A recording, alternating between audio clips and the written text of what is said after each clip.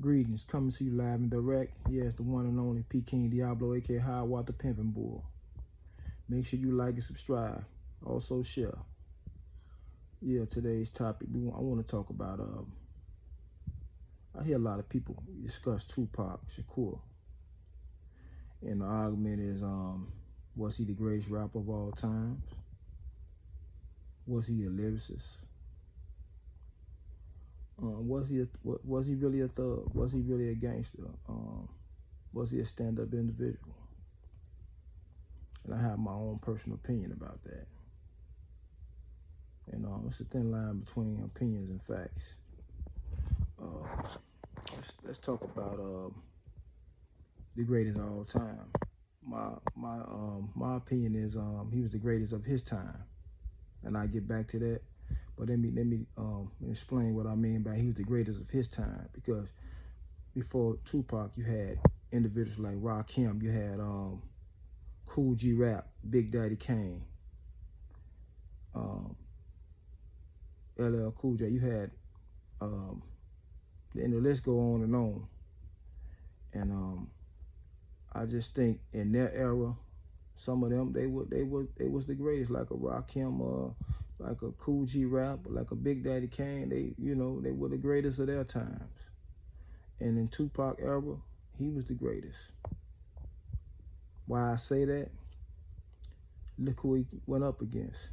He went up against the gods of hip hop, showing that he's one of the gods. He was one of the gods of hip hop.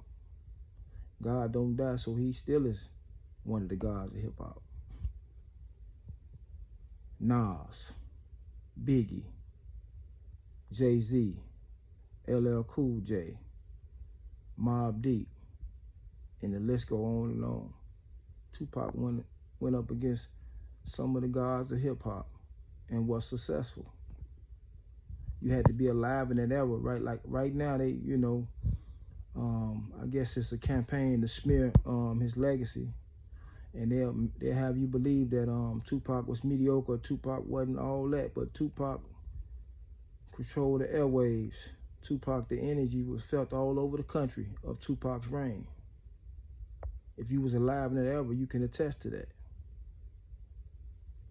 Yeah, Tupac was definitely one of the gods of hip hop. He was the greatest of his time. Now, whether or not he was a gangster, whether or not he was a stand-up individual, I hear individuals say he was a revolutionary.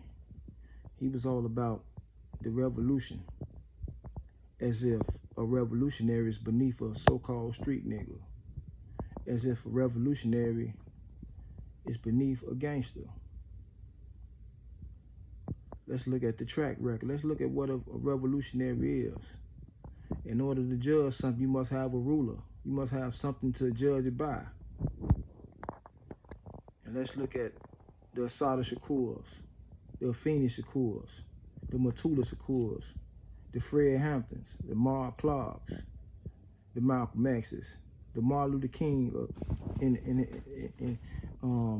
later on in his career, right before he was assassinated. Let's look at the revolutionaries. Let's look at Jonathan Jackson. Let's look at George Jackson, Comrade George Jackson, the Field Marshal. Yeah, Chicago's very own George Jackson. Oh, those individuals stood for something.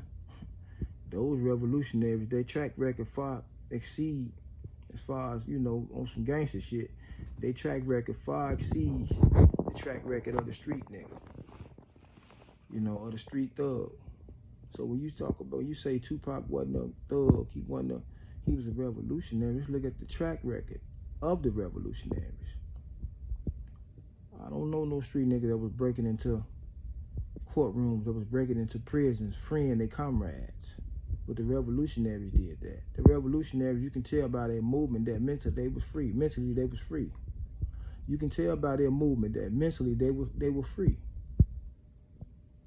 No one that's enslaved in the mind will break up in the jail and free their comrades. No one would commandeer a courtroom and take over a courtroom to free their comrades, to free their brother, if they're not mentally free. Those revolutionaries really stood for something. the Huey P. Newtons, the Bobby Seals, the Angela Davises. You know, they really stood for something. You know, when you look at that era, those were the youth of the people. You know, you talking about the youth back then. That element of the people, that what we call the youth back then, they were not drilling each other. They were robbing banks. They were really, you know what I'm saying, they were really moving according to the liberation of their people. They had to go. They were considered, you know, enemy number one, public enemy number one. Yeah, they had to go. They got rid of the Panthers. They got rid of all the real revolutionary groups, and they allowed the gangs and the street element to continue to exist, because they don't really feel the street element, because anytime you commit a crime, you're vulnerable. Yeah, anytime you commit a crime, you're vulnerable. Anytime that you out here on your own and you just doing things individually, you're vulnerable. The revolutionaries knew that, and they banded together. They knew the ins and outs of the law, but they also knew that if the law was against us, the law was null and void. So when you talk about an individual like Tupac, who was riding by and seen two white individuals, didn't know whether they were police or what. He just seen two Caucasian individuals fucking with a brother, and he got out and he shot both of them. The average, excuse my language, the average nigga is not gonna get out his vehicle and do that. The average street nigga is gonna mind his business and continue on down the road. So there's a special mentality, there's a special mind frame that consists that's in the revolutionary. You know. So when you talk about Tupac wasn't a gangster, he was a revolutionary. Understand that the revolutionaries in the black community, they were our gangsters. They were the real steppers. They were the real steppers. And any gangster, any street gangster worth his salt, he have to have that revolutionary element in him. He have to have that revolutionary element in him. All gangsters of all ethnic groups have an element within them that consists of the liberation or the upliftment of their people. When you talk about the history of the Irishmen, the history of the Italians in this country, they had that upliftment of their people in them. They weren't just gangsters. They weren't just, you know, the Gambino family, you know, the Chicago outfit or the Chicago, you know, organization. Or they wasn't just the Genovese family. They really stood for the upliftment of their people. So in order to be a real gangster, you got to really have that element in you of the rise of your people. And Tupac had it in him. Yeah, Tupac he had elements of the street nigga in him. He had the elements of the gangster in him. He had elements of a thug in him. But he also had the liberation, upliftment of his people in him as well.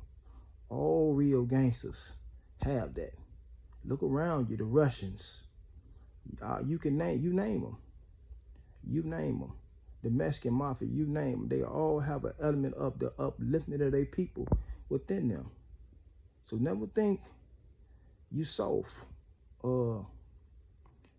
you really ain't know nothing because you about the liberation of your people. You look around you, all groups that consider themselves gangsters, they had that element within them.